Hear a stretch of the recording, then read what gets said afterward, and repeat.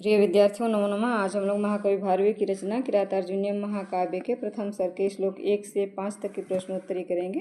क्योंकि हम लोग 1 से 5 तक श्लोक पढ़ चुके हैं, ये प्रश्नों पर चलते हैं। पहला प्रश्न है, श्रियः कुरुडामधिपस्य पालने प्रजा सुवृत्तिम वेदितुम कः नियुक्तः।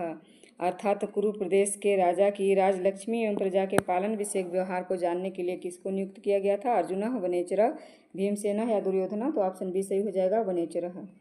अगले प्रश्न पे चलते हैं।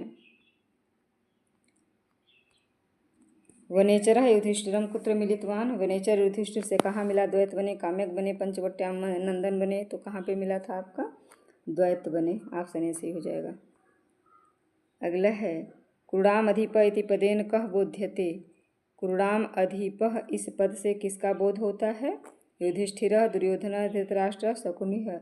तो ऑप्शन बी सही हो जाएगा, दुर्योधन का बोध होता है ना। कुरु प्रदेश का राजा कौन है, दुर्योधन है। अगला है, हस्तिनापुरम गतः वनेचरः कीदृश वेशधारी आसीत। हस्तिनापुर गया हुआ वनेचर कैसा वेश धारण किया था। राजवेशधारी, वर्णिलिंगी, सन्यासी या सैनिक। तो ऑप्शन बी सही हो जाएगा, वर्णिलिंगी ब्रह्मचारी का वेश धारण किया था। अगला है, किरातार्जुनीयस्य प्रथम सर्गस्य आरंभे कः छंदः अस्ति।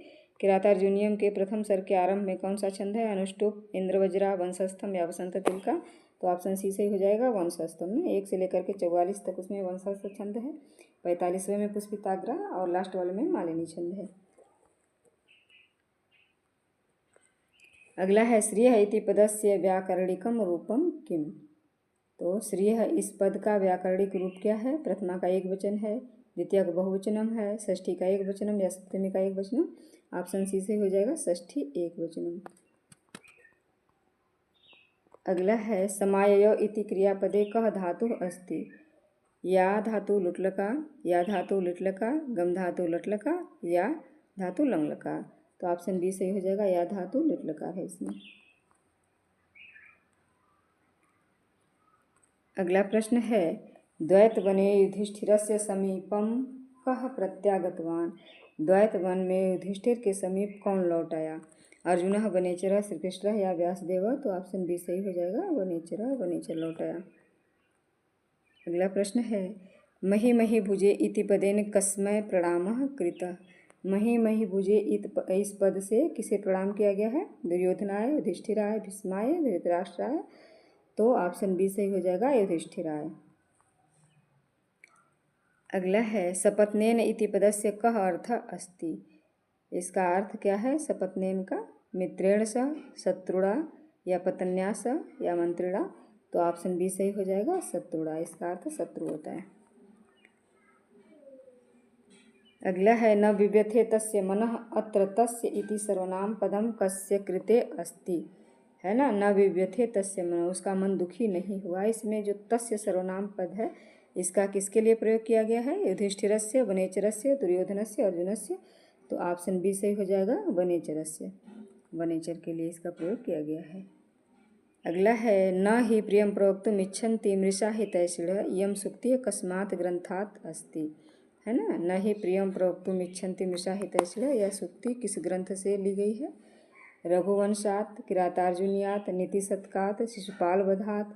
तो ऑप्शन बी सही हो जाएगा, किरातार्जुनीयात। किरातार्जुनीयम की सूक्ति है ये। अगला है, हितैषिणः जनाः कीदृशं वचनं वक्तुं न इच्छन्ति। जो हितैषी लोग होते हैं कैसा वचन बोलने की इच्छा नहीं करते। कटु सत्यम, मृषा प्रियम च, मधुकरम हितकरम च, केवलम सत्यम। तो ऑप्शन बी सही हो जाएगा, मृषा प्रियम प्रवक्तुम न इच्छन्ति हितैषिणः। अगला है, कृत प्रणामस्य इत्यत्र कः समासः अस्ति। ना, कृत प्रणामस्य में कौन सा समास है। तत्पुरुषः, बहुब्रीहि, द्वंद्वः, द्विगु। तो ऑप्शन बी सही हो जाएगा, इसमें बहुब्रीहि समास है, क्योंकि यह वनेचर का विशेषण है ना। प्रणाम कर लिया गया है जिसके द्वारा वह ना, कृत प्रणाम यंस तस्य। अगला है, वनेचरः कुत्र अनुज्ञां प्राप्य युधिष्ठिराय वचनम औदत्। वनेचर कहाँ पर युधिष्ठिर की आज्ञा को प्राप्त करके वचन बोला। राजसभायाम, रहसी, राजमार्गे या क्रीडांगने। तो ऑप्शन बी सही हो जाएगा, रहसी अर्थात एकांत में।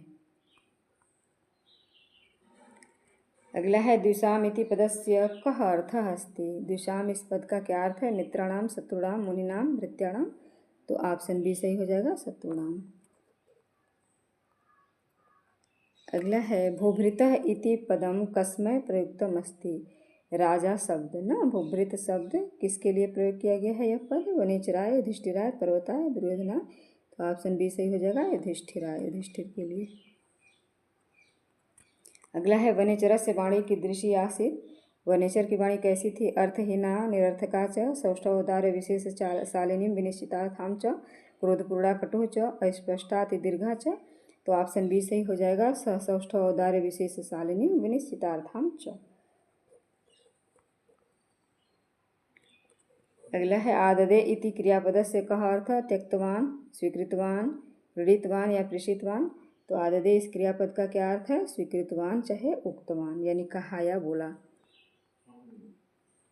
अगला है अधिगम्य इत्यत्र कः प्रत्ययः प्रयुक्तः। अधिगम्य इस शब्द में कौन सा प्रत्यय है ना। कत्वा है, ल्यप है, तुमुन है या तब्यत है। तो ख इसका सही हो जाएगा, ऑप्शन बी। इसमें ल्यप प्रत्यय है ना, अधिधन गम धन ल्यप प्रत्यय है इसमें। अगला है चार चक्षुषः के भवन्ति। गुप्तचर रूपी नेत्र वाले कौन लोग होते हैं। सेवकाः, स्वामिनः, पंडिताः, शत्रवः। तो ऑप्शन बी सही हो जाएगा, स्वामिनः, राजा लोग गुप्तचर रूपी नेत्र वाले होते हैं ना। चाराः चक्षुंषि येषां ते। अगला है कयः प्रभवः राजानः न वंचनीयाः, है ना। कय है किसके द्वारा। प्रभवः राजा लोगों को, न वंचनीयाः नहीं ठगा जाना चाहिए। मंत्री भी है, अनुजीवी भी है, शत्रु भी है, सामान्य प्रजा भी है। तो ऑप्शन बी सही हो जाएगा, अनुजीवी भी, अर्थात सेवकों के द्वारा राजा लोगों को ठगा नहीं जाना चाहिए। अगला है हितम मनोहारि च दुर्लभम वचः इयं सूक्ति कस्मिन् श्लोके प्राप्यते। द्वितीय श्लोके, चतुर्थे श्लोके, प्रथमे श्लोके, पंचमे श्लोके। तो ऑप्शन बी सही हो जाएगा, चतुर्थे श्लोके प्राप्त होती है ना, चौथे श्लोक में। अगला है आपका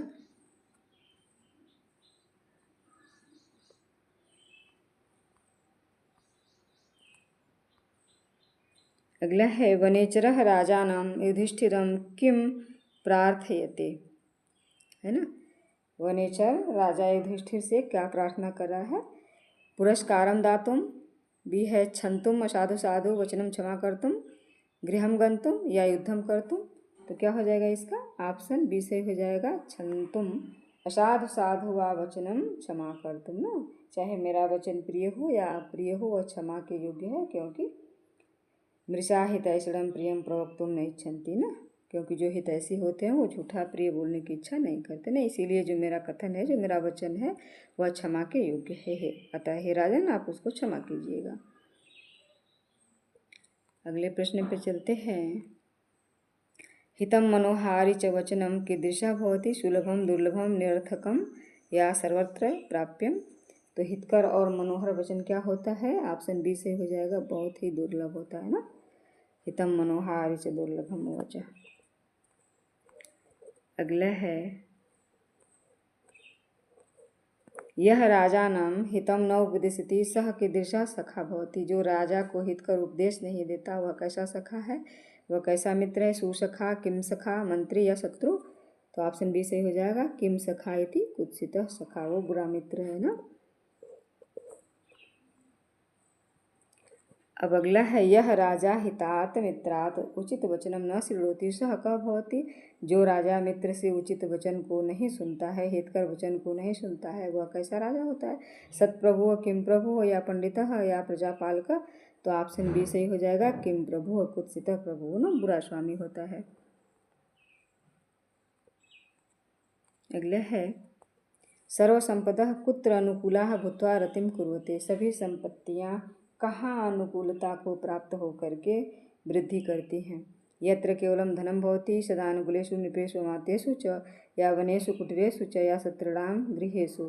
तो ऑप्शन बी सही हो जाएगा, सदानुकूलेषु नृपेषु अमात्येषु च ना। राजाओं और मंत्रियों के सदा अनुकूल रहने पर ही सभी संपत्तियाँ बढ़ती हैं, अनुराग को प्राप्त होती हैं। अगला है अमात्येषु इति पदस्य को अर्थः ना। अमात्य इस पद का क्या अर्थ है? सेवकेशु, मंत्रीषु, मित्रेषु या शत्रुपुत्रेषु। तो क्या हो जाएगा? ऑप्शन बी से हो जाएगा मंत्रीषु। अमात्य का अर्थ होता है मंत्री। अगला है सदानुकूलेषु हि कुर्वते रतिम इति पद्यभागे कः अलङ्कारः वर्तते? उपमालंकारः, अर्थांतरन्यास अलंकार, रूपकालंकार, उत्प्रेक्षालंकार। तो क्या हो जाएगा? ऑप्शन बी सही हो जाएगा, अर्थांतरन्यास अलंकार। क्योंकि ऊपर की जो 3 पंक्तियां हैं, नीचे के जो सामान्य कथन जो सूक्ति है उसके द्वारा समर्थन किया गया है, इसलिए उसमें अर्थांतरन्यास अलंकार है। ये हमारा श्लोक पूरा हुआ। नमो नमः।